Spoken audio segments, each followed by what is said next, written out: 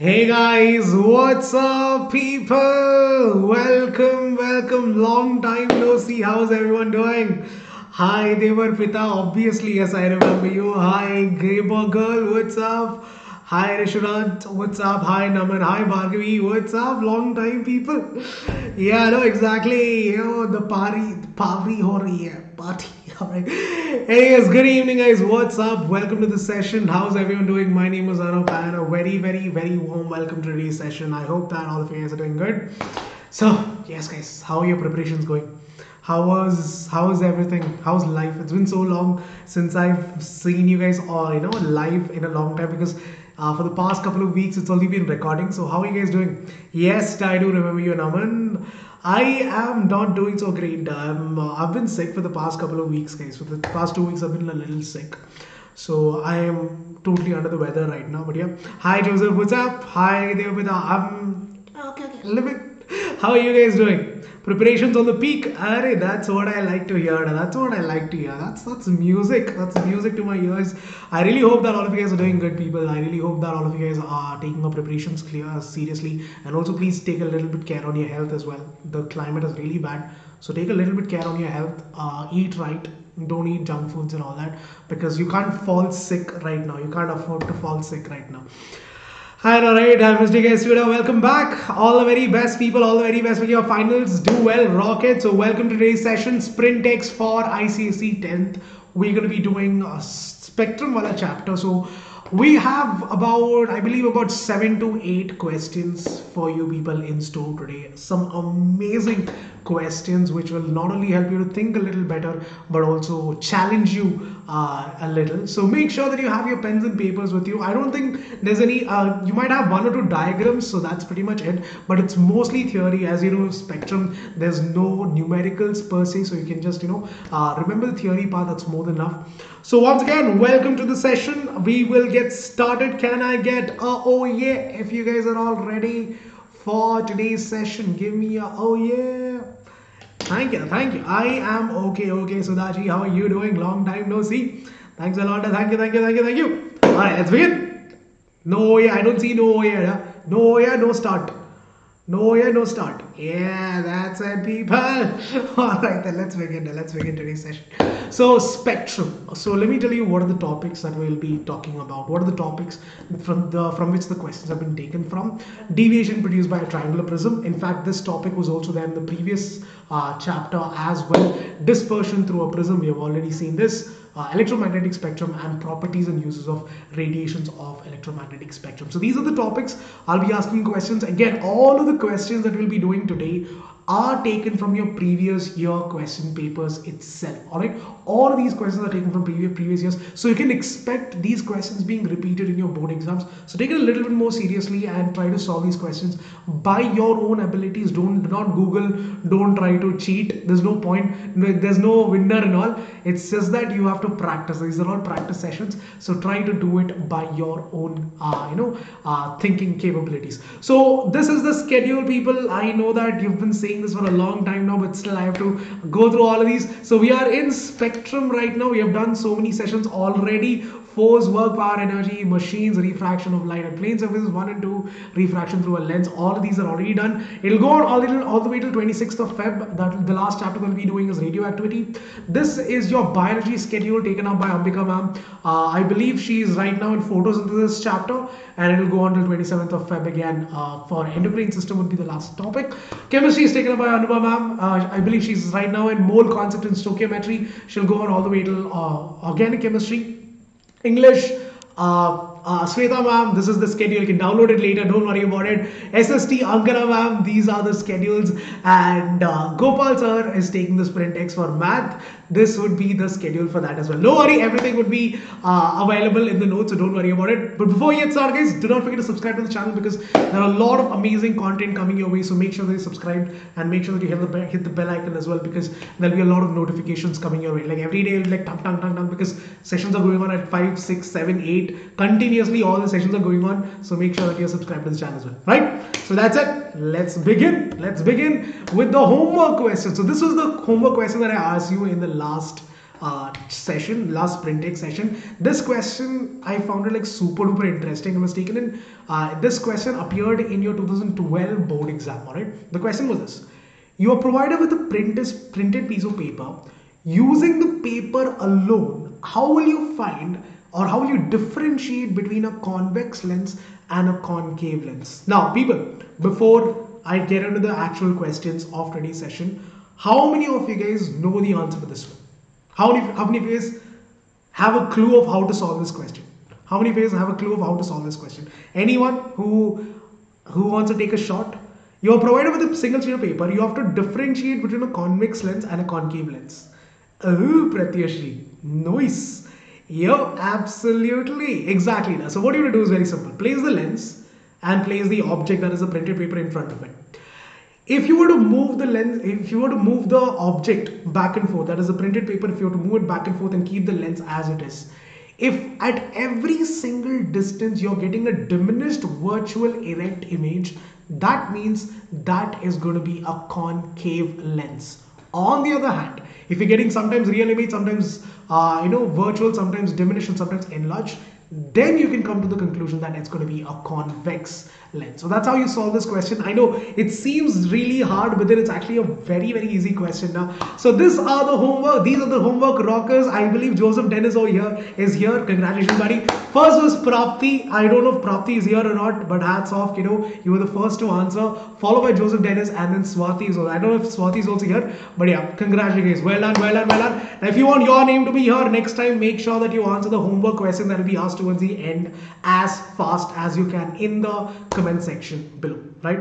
So much talking. Now let's begin. Let's work now. So people, get your pens and papers ready. I hope your pens and papers are with you. The first question is a 2-mark question taken from 2014 board exam. It appeared in your 2014 boards of ICSE 10th again. It's a 2-mark question. You can take up to 2 to 3 minutes in your exams, but we'll try to do it in less than 1, right? The question is this: name a prism that is required for obtaining a spectrum of ultraviolet light. That is the first part of the question. The second part of the question is, name the radiation which can be detected by a thermopile. So these are the 2 parts of the question. So each part carries 1 mark. You have options, so don't worry about it. Your options are quartz prism and infrared, triangular prism and ultraviolet, quartz and ultraviolet, or quartz and X-rays. What do you guys think? Love you guys. Come on, tell me yes. Yo, pakka, 100%. How many of you guys agree with that? Quartz prism is the first part of the question. How many of you guys agree with that? Option A, pakka. Yo, no, I'm still the same, but I'm trying to, be strong for you guys. I took some rest now, so I feel a little better. Yeah, exactly correct, guys. The first part of the answer for this question, the name the prism that is used to obtain the spectrum of ultraviolet light, would be definitely a quartz prism. And the reason why you cannot go with a glass prism, why can't you go with a normal glass prism, is normal glass prism would actually absorb the UV radiation. Most of the UV radiation would be absorbed by glass prism. So because of this, you would not be able to get a spectrum if in case you were to use that that prism. That's why we use a quartz prism instead of a glass prism. Now to answer the second part of the question, name the radiation that can be detected by a thermopile. It is definitely infrared, people. Infrared or IR radiations are the ones that can be absorbed or that can be detected by a thermopile. So let me tell you what is a thermopile first. Thermopile is basically an electronic device that can detect even the smallest change in temperature. All right. So basically, it'll have a sensor, and it senses the heat energy through radiation. So if a body radiates heat, it'll pick up that heat and tell you what is the rise in temperature. So infrared radiation, even if it's very low, it can actually pick up because it is very sensitive sensor, so you can pick it up and tell you what the temperature is. Right? Clear overview? All good? Namanji, I'll check out my mail. Don't worry about it. Is it all good, people? First question, easy. Less than 1 minute. Yes, I know. To explain the question, it might be a little bit longer. But then, did you understand the first question, people? Did you understand why we went with that? It's not just answering the question. Did you understand why? Got it? Clear? Awesome, people. Moving on to the second question then. Second question, it's another 2-mark question taken from 2014 board exam. Again, appeared in a 2014 board exam. 2 to 3 minutes. Let's try to do it in less than 1. The question is, a type of electromagnetic wave which has a wavelength of 50 angstrom. Name the wave. What is the speed of the wave in vacuum, and what is the use of this type of wave? Yeah. Pakka. Anyone? Anyone else? Anyone who wants to answer this question? Electromagnetic wave with a wavelength of 50 angstrom, and you have to name the wave. What is the speed of the wave in vacuum, and what would be the use of this particular wave? Paka. Yeah, we will exactly correct. It's X-rays. X-rays are the ones which have a wavelength of 50 angstrom, or in terms of nanometer, it will be around 0.5 nanometer, because one angstrom is equal to 0.1 nanometer, so it will be 0.1 nanometer. That would be the wavelength in terms of nanometer. Now, what would be the speed of it, people? Yeah, Prasad, absolutely. What will be the unit? Just three triple A, three, I mean, eight, 308s, no units at all. Yeah. What? Exactly, guys, exactly. So the speed of light in vacuum is same for every radiation. It does not matter whether it's UV, whether it's radio waves. It does not matter. As long as it's traveling in vacuum, the speed of light would remain the same. So it'll be 3 into 10 to the power of 8 meter per second itself. It's the same for every single radiation. When it's traveling in vacuum, it does not matter at all. Now to answer the third part of the question, what is X-ray used for, people? Anyone who knows or who has experienced any kind of tragedies in your past where you ended up breaking your bone, getting scolded, and also you did something in order to check whether it's exactly, people, exactly, to detect any sort of fracture, in bones, they use X-rays. Awesome, people. Awesome. Keep up the good work. Moving on to the next question. That was the end of the second question as well. Third question is this one, guys. Again, a 2-mark question taken from 2013 board exam. 2 to 3 minutes. Let's try to do it in less than 1. The question is, name the radiations. It's a 3-part question. The first part of the question is that is used for photography at night. Second part of the question is used for detection of fracture in bones. Third part of the question is whose wavelength range is from 100 angstrom to 4000 angstrom, or from 10 nanometer to 400 nanometer. Pen color. You want me to change the pen color? All right. Yellow. I think yellow, dirty fellow will do. Yellow. Can you see yellow? Huh? All right. The first part of the question. What is the answer for this? Name the radiation that is used for photography at night. X-ray. Sarita, are you sure? Exactly, Sakshi. It'll be infrared, people. It'll be infrared. Infrared rays is what is used for your photography, because again, it can basically detect the temperature and all of that, and you the film that you have, the photographic film, they can actually, they might not be able to capture the visible light when the light is really low, but they can actually capture infrared, right? And that is why it is used in night light photography. All right, second part of the question, used for detection of fracture in bones. Or you already answered the question. X-rays, right? X-rays would be the one. What did I write? Yes, sir. All right. X-rays, guys. X-ray would be the answer for the second part of the question. Third part of the question, the wavelength whose range is from 100 angstrom to 4000 angstrom. Anyone? So usually UV and infrared. No. We have a lot more, Karnam. You have your microwave, your radio waves. X-rays, all of these are part of the electromagnetic spectrum. No, I've actually put down the list, so don't worry about it. Exactly, guys. What question mark and all, Karanam? What question mark? You have to be confident. Exactly. It is ultraviolet, people. It is ultraviolet or UV. What spellings am I writing? Oh my god. Totally out of my mind. Give me 1 second, people. Let me just write the correct spelling. Ultraviolet rays or UV rays are the ones which has a wavelength of 100 angstrom to 4000 angstrom, or 10 nanometer to 400 nanometer. That's it. Simple. 2 mark. No? Easy, easy. So far, so good. That's all. Fourth question. Here's the fourth question, guys. Taken again from 2013 board exam. It's a 2-mark question. 2 to 3 minutes in your exams. We'll try to do it in less than 1. The question is big, but the answer is super tiny question. It's a super tiny answer. The question is this. A ray of light incident at an angle of incidence, let's call it as I, all right, not V, let's call it as I, angle of incidence is I, all right. It passes through an equilateral glass prism such a way that the refracted ray inside the prism is parallel to the base and emerges from the prism at an angle of emergence E. Now it's a 2-part question. The first part of the question is, how is the angle of emergence related to the angle of incidence I? First part of the question. Second part of the question is, What can you say about the value of angle of deviation in such a situation? Oh my god, you guys are all geniuses now.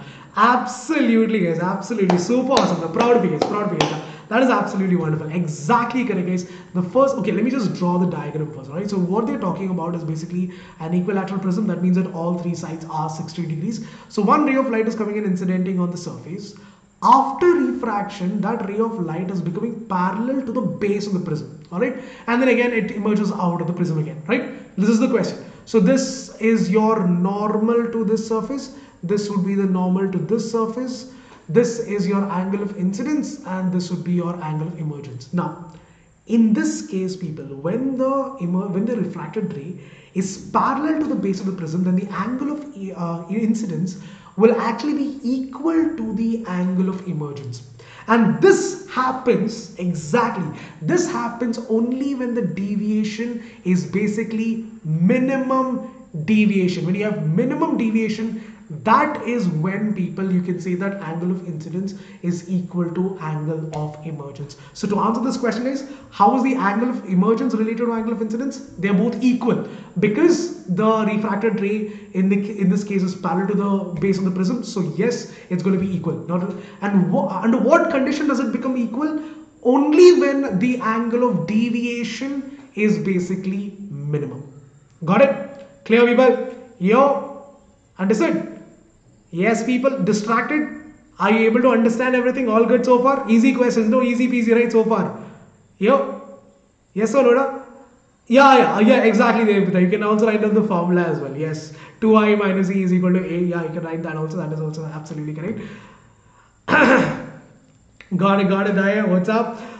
Done. Awesome, guys. All right. So, people, if you are understanding everything, if you are enjoying the session so far, take a minute, hit that like button. How many likes did we hit? 20, 36. Hit that like button, subscribe to the channel as well. Take a minute to do that. And in the meantime, guys, I'm going to tell you something very interesting, right? So here's the thing, guys. You know that a lot of you guys right now are in the verge, or you've started the preparation. A lot of you guys might be like, you've done the preparation, but you want to revise. Some of you guys would have completed the first round of revision, maybe in the second round of revision, and right now you're on the verge of, practicing as many questions as we can. Now, I'm pretty sure that all of you guys who are watching the video right now would fall under any of these three categories. Either you have completely studied once and you're doing revision right now, or you've not started at all, or you have done with the revision also and you're looking to practice more questions as well.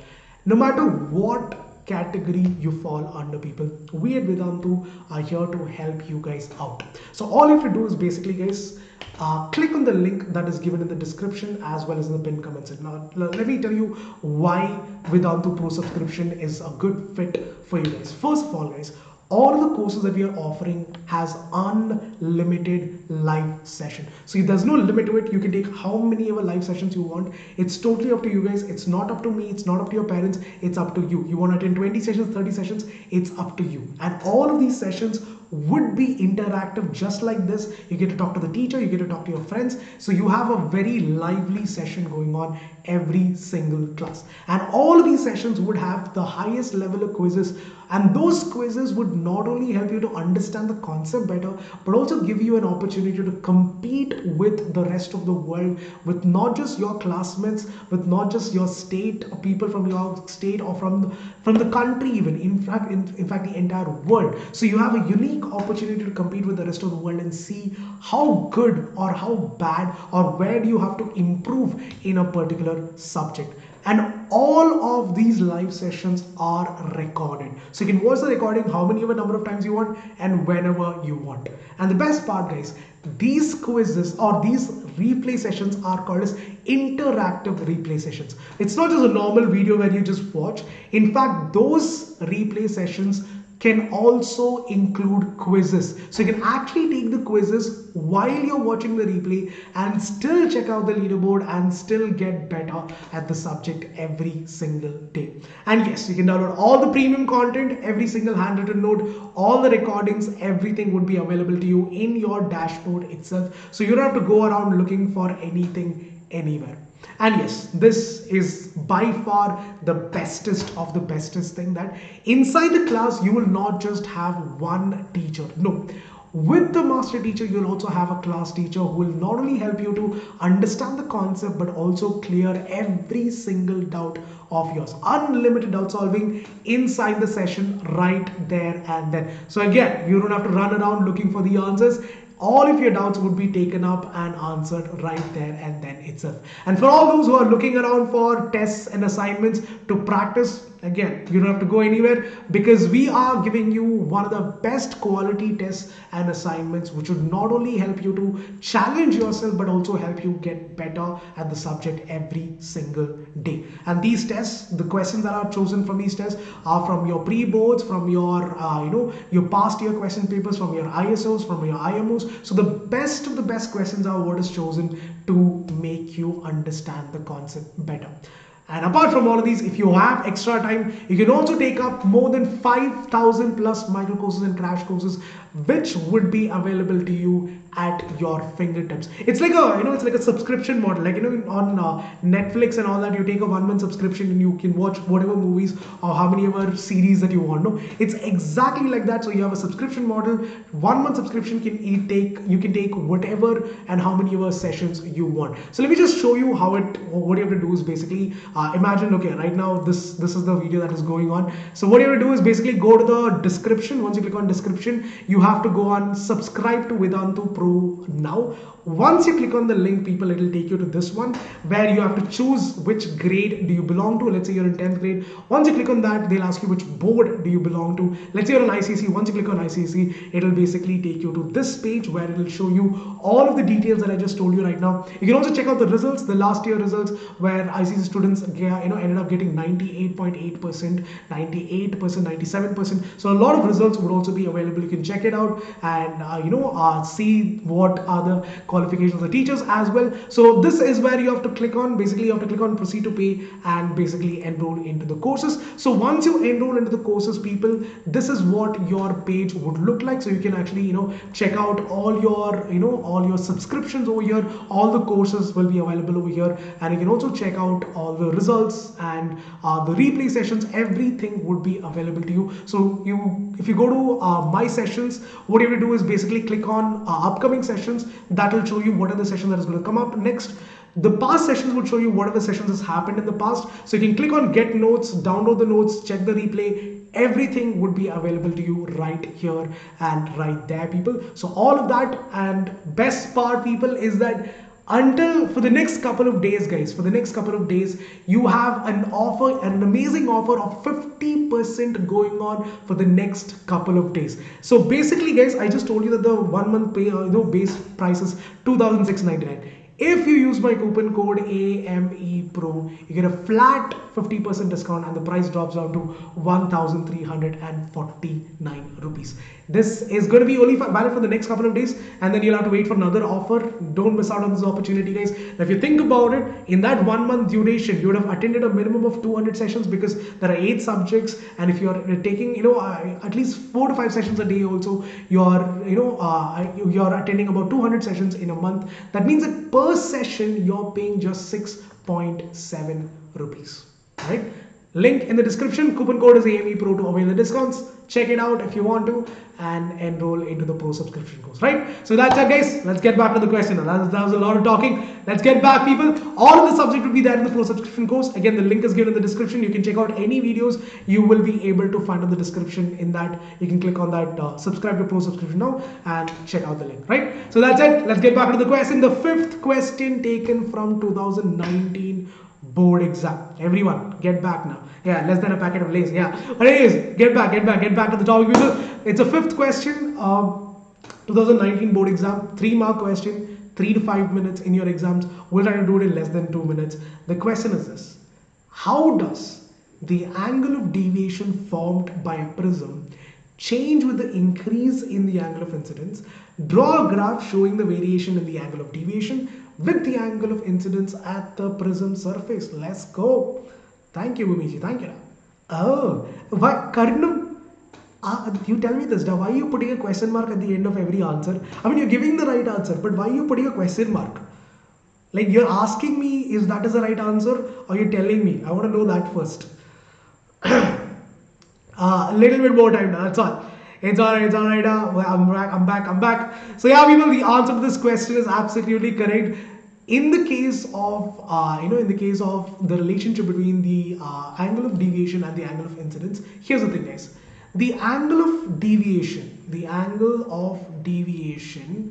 would actually decrease with the increase in angle of incidence. Increase of angle of incidence. This is true only to some extent, because once it reaches the minimum value, see, here's the thing, guys. The graph, if I have to draw the graph, this is what it would look like. Let me draw the graph first and I'll explain to you. It's a very important question. Please pay attention to this question. One of the most important question, one of the questions that has been asked so many times in your pre-boards, in your board exams. You can expect this in your final exams as well. So listen carefully. On your x-axis, you have angle of incidence, which is nothing but I. On your y-axis, you have angle of deviation, which is nothing but delta. Here's the thing, guys. If you increase the angle of incidence, the angle of deviation will keep on decreasing. But once it reaches the minimum value, which we can call it as a delta minimum. Once it reaches the minimum value, if you keep on increasing the angle of incidence, rather than decreasing, the angle of deviation will increase now. This is what the graph would actually look like. So once again, guys, when you increase the angle of incidence, the angle of deviation will keep on decreasing. But once it reaches a minimum value, a bare minimum value, if you keep on increasing the angle of incidence, rather than the angle of deviation decreasing, it will start to increase. This graph is a very important question. Has been asked so many times. It's a 3-mark question. Easy 3-mark question, guys. Easy 3-mark question. So please remember this. Alright. As the angle of incidence increases, the angle of deviation decreases. Once it becomes a minimum, then the angle of deviation would increase. It will actually increase with the angle of incidence. And again, this is what the graph would look like. Angle of deviation on the y-axis, angle of incidence on the x-axis, and the graph would look like a parabolic curve. Right? Clear, people? Understood so far? Understood. Is it clear? Is it clear? None? Shall I move forward? I hope you got this down. It's a very important question. That's why I'm asking you. It's a very important question. Make sure that you pay attention on that question now. Super important. Alright. With that said, 6th question. Again, this question was also asked in your previous, if you have attended the previous one, if you have watched the replay, the same exact question was asked in the previous one as well. If you get this wrong, that's all. The question is this. A ray of light XY passes through a right angled isosceles prism as shown in the figure. The one that you're just seeing right below. The first part of the question is, what is the angle through which the incident ray deviates and emerges out of the prism? First part of the question. Second part of the question is, name the instrument where this action of prism is put into use. And third part of the question is, which prism surface will behave as a mirror? Now to answer the first part of the question, CBSE very easy. That's true. Yeah. Everything is easy. As long as you're studying, everything is easy only, obviously. Even ICSE would be super easy. So don't worry. As long as you're paying attention, it'll be easy. Alright. Now the first part of the question, guys, tell me this. What is the angle through which the incident ray is deviating and emerging out of the prism? Oh, Bhargavi. First part of the question, nobody's answering the first part of the question. Now, everyone went to Periscope directly. Hypotenuse, day. What hypotenuse? Okay, hypotenuse, you can say AB, surface AB, yes. That will be the hypotenuse, no? Exactly. Now, first part of the question, what is the answer for the first part of the question? Anyone who knows the first part of the question, guys? Give up. Everyone give up already. AG here. Hi, Abhinandan, what's up, buddy? Is it 45 degrees? Array, exactly, Aditya. How is it 45, da? It will be 90 degrees. Look at this. This is the incident ray. Let me just use a different color. Let me just use red color. So you see this? This is the incident ray. It's incidenting exactly normal to the surface. So it will pass through undeviated. There will be no deviation whatsoever. It will pass through undeviated, and it will go and collide, or incident on the second surface. That is surface AB. Now, this is the normal to the surface. Alright. If this is 45 degrees, The angle of incidence is 45 degrees. Angle of reflection will also be 45 degrees.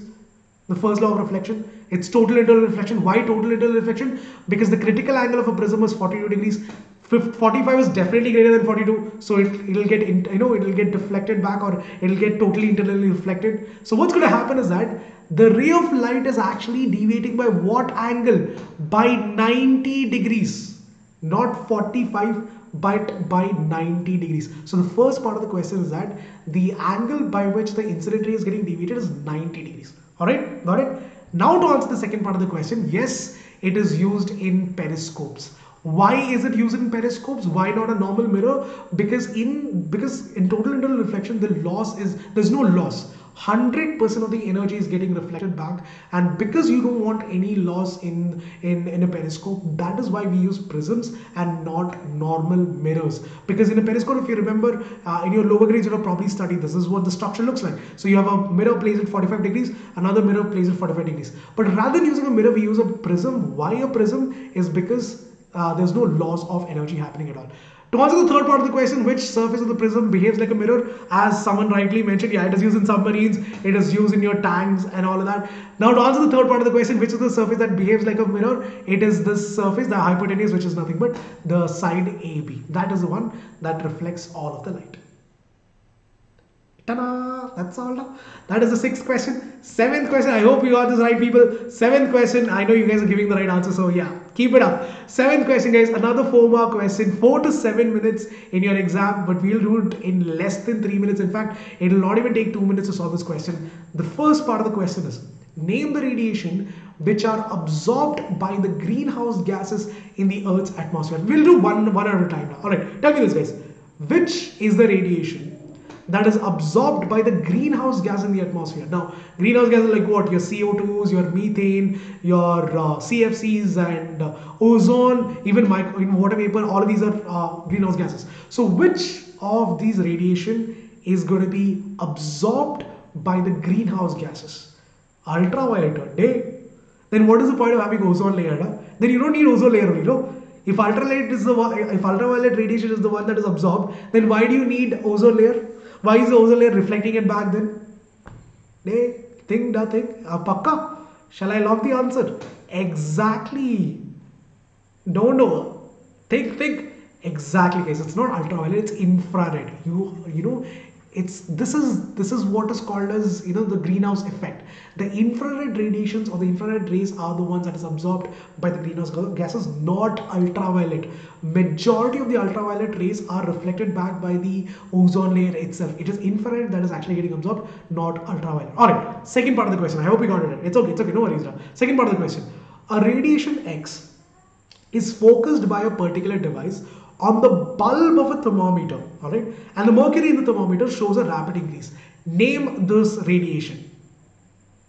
All right, so there's a certain device which is emitting out certain radiation, and that radiation is going and falling on the bulbs of the thermometer. In the thermometer, you'll have the bulb, right? The tip is called as a bulb. So which is this? Name the radiation. Unfortunately, my phone got switched off, guys, so I have no idea if you guys are answering or not. So people, I am going to go ahead and answer this question for you guys because my phone just got switched off. Then I can't see your chat anymore, so I'm going to answer this question for you guys. The radiation X is, the radiation is X. Again, it's infrared itself. It is infrared that is actually absorbed, or again, the infrared radiation, once it falls on the mercury, the temperature would start to rise up, and that's why the mercury level also goes up. Third part of the question, name 2 factors on which heat energy liberated by a body depends on. There are 2 factors. One is the temperature itself. Basically, if you remember, heat always flows from higher or hot body to cold body. So yes, temperature is one thing that it depends on. Temperature is one thing that it depends on. The second thing that it depends on is the surface area. Greater the surface area, people remember this, the greater the surface area, more would be the liberation of heat. Greater the surface area, more would be the liberations of heat. So that is also one more factor that it depends on. Right, guys? And that completes the questions for today. But yes, we have one homework. Again, I can't see your chat, guys. I'm really sorry. My phone just got switched off. There's no like I have to put it to charge. I completely forgot about it because I'm awesome, because I have such an amazing focus. That's why. So, anyways. This is the topic that we did today: spectrum, deviation through a triangular prism, dispersion through a prism, electromagnetic spectrum, properties and use of different radiations of electromagnetic spectrum. Now again, guys, I haven't done all of the questions. These are only a part of the question. There's a lot more questions that you can expect from this chapter, especially when it comes to properties and uses of electromagnetic spectrum. So make sure that you read your textbook and solve as many number of previous year question papers and sample papers as you possibly can. Physically, how much of you can, please try to solve as many as you can, guys. And this would be your homework for today. Board exam 2012 question: what is meant by dispersion of light? That is the first part of the question. Second part of the question is: in the atmosphere, which color of the light gets scattered the least? All right, let me know what is the answer in the comment section. Don't put it out in the chat box, because first of all, I can't see your chat. Secondly, there's no point. You're not going to get anything out of it. I mean, I might see the answer, but please put it out in the comment section if you want your name to be in the next homework rockers list, right? So this is the second part. It's a two-part question, 2-mark 2012 question. What is meant by dispersion of light? And in the atmosphere, which is the color that gets dispersed or scattered the least? Let me know what is the answer in the comment section, guys. That is it for today, people. That is it for today. So we have completed spectrum. Once again, thank you for joining. I can't read your chats, so I'm just going to go ahead and thank you for joining today's session. I hope you enjoyed it. I hope you liked the session. Do not forget to hit the like button. Do not forget to hit the subscribe button. Next session will be coming out on tomorrow. Yeah, today's 17th. No, tomorrow it'll be coming out. It'll be sound at 5 p.m. It'll be a premiered session. So hope to see you guys over there. I'll be doing some amazing questions over there as well on sound. So make sure that you're there. Make sure that you're subscribed. Make sure that you hit the bell icon, and make sure that you're there for the next session. Right? So that's it from my side, people. Thank you for joining. The link is given in the description to check out the link. The offer is valid only for the next couple of days, so grab the opportunity before it runs out. The coupon code is AME Pro to avail the 50% discount. Again, it's going to be valid only for a couple of days, so make sure that you check that out as well, guys. That's it. Thank you for joining. I'll see you guys in the next one. If you want to reach out to me, if you have any doubts, you can reach out to me at anoop.manoran@vedantu.com. You can expect a little delay in the emails, in the reply, but then I'll try my best to reply to your chats, guys. Thank you for joining. That's it from my side, people. So I really want to see the chat, so I'm going to go ahead and see if I can see your chat. At least, unfortunately, I cannot. So I'm just going to go ahead and open. Okay, why? Okay, one second, guys. One second. Let me just, yeah, I can see that right now. So people, that's it. This is me. That's it. I can see your chats only over here because my phone got switched off. Good night, people. Thank you for joining. See you guys in the next one. Take care. Bye. See you all soon. Thank you for joining, and I really hope you enjoy the session. Good night, guys. Good night. Bye, Aryan. Bye, Koish. Bye, Aryan. Bye. Bye, Devpita. Good night, guys. Good night. Bye, Aditya. Good night, guys. See you all in the next one. Take care, guys. Take care now. See you all. Good night, guys. Enjoy yourself and have a great evening. All the best.